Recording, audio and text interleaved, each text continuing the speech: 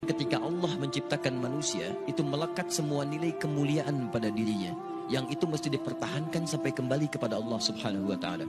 Tadi kita berhenti di Quran surah ke-17 ayat 70. Walaqad karramna bani Adam. Sungguh kami telah muliakan semua anak cucu Adam. Mulia. Dan ketika disebut mulia, itu melekat pada seluruh anggota tubuh kita.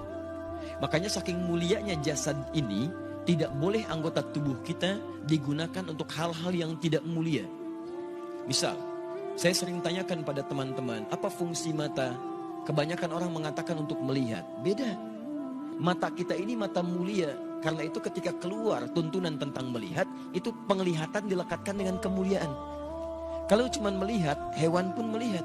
Dan tidak layak membandingkan mata hewan dengan mata kita. Karena mata hewan tidak mulia sekalipun melihat, maka itu dia tidak dihisab.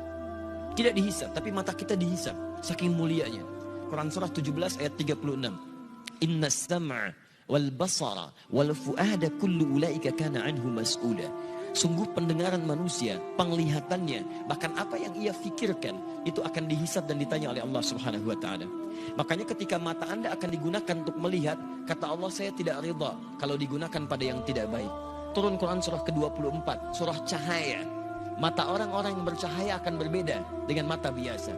Ayat 30 untuk laki-laki, wa qulil mu'minina yaghuddu min absarihim. Katakan pada pria-pria beriman, kalau matanya ingin dipakai melihat, lihat yang baik-baik, yang mulia-mulia. Yang tidak mulia, palingkan. Yang tidak layak untuk dilihat, palingkan. Maaf, gambar-gambar kotor, pornografi, porno aksi, itu tidak mulia. Makanya ketika dilihat tidak ridha. Allah tidak ridha, tanda Allah tidak ridha, hati kita pun merasa gelisah dan bersalah di dalamnya. Kalau tidak percaya silahkan Anda mencoba melihat gambar-gambar yang tidak seronok, hati Anda akan menolak. Karena jiwa Anda mulia. Maka hati Anda mengatakan palingkan, itu tidak layak. Palingkan.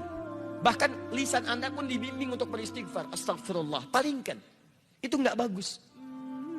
Lisan. Karena lisan ini mulia, maka Allah turunkan ayat-ayat kemuliaan menjaga lisan kita supaya tidak keluar dari kemuliaannya. Lisan orang mulia kata-katanya mulia, maka tidak layak keluar celaan dari lisannya. Turun Quran surah 49 ayat 11 sampai dengan 12-nya. Ya ayyuhalladzina amanu, dibuka dengan iman. Kalau ada ayat dibuka dengan iman, kalau isinya perintah, maka perintah itu jadi indikator tingkat keimanan kita. Kalau isinya larangan, maka larangan itu pun menjadi indikator tingkat keimanan kita. Kalau ada orang cepat menunaikan perintahnya, maka itu pertanda imannya kuat. Misal, ayat iman pertama di Al-Baqarah ayat ketiga. Alladzina yu'minuna bil ghaib wa yuqimunas shalah. Iman disandingkan dengan sholat. Ketika iman disandingkan dengan sholat, maka sholat menjadi indikator tingkat keimanan seorang hamba. Allahu Akbar, Allahu Akbar. Anda teringat langsung ke masjid. Iman Anda standar. Standar. Orang yang baru ingat Allah ketika dipanggil, itu standar. Bukankah Anda masuk kampus jam 7, datang jam 7, standar kan? Pas. Kalau Anda datang jam 6, waktu jam 7, Anda hebat namanya, lebih awal. Ada orang bahkan sebelum adzan sudah ingat sholat, itu imannya sedang tinggi. Tapi ketika dipanggil sampai adzan tuntas belum datang. Sampai qomat berlalu belum terpanggil. Sampai dekat waktu sholat yang lainnya belum ada getaran. Ini menunjukkan iman Anda lemah di situ.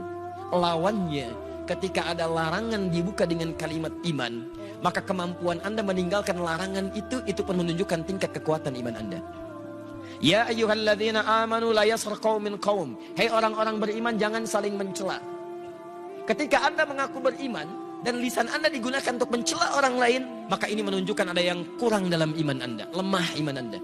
Anda terlihat rajin sholat, di situ menunjukkan iman Anda bagus. Tapi saat bersamaan Anda mencela orang lain, ini menunjukkan ada penurunan dalam iman Anda.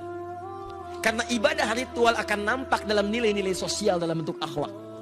Makanya Nabi memperingatkan orang yang melakukan ibadah ritual tapi kemudian melakukan dosa sosial, maka ibadah ritual pahalanya dipindahkan kepada hamba yang didosai itu. Anda keluar dari masjid kemudian melecehkan orang lain dengan kata-kata Anda. Lihat tuh orang itu, belum mau ke masjid. Iya, mungkin belum dapat hidayah ya. Iya, bukan ahli surga. Itu sholat Anda, pahalanya pindah kepada orang tadi. Tu'khadhu hadza min hasanati di hadis Muslim, wa tu'khadhu min hadza min hasanati. Diambil pahala ini dipindahkan kepada orang yang dicela. Anda katakan, alhamdulillah Ustaz, saya tidak seperti yang dibicarakan itu.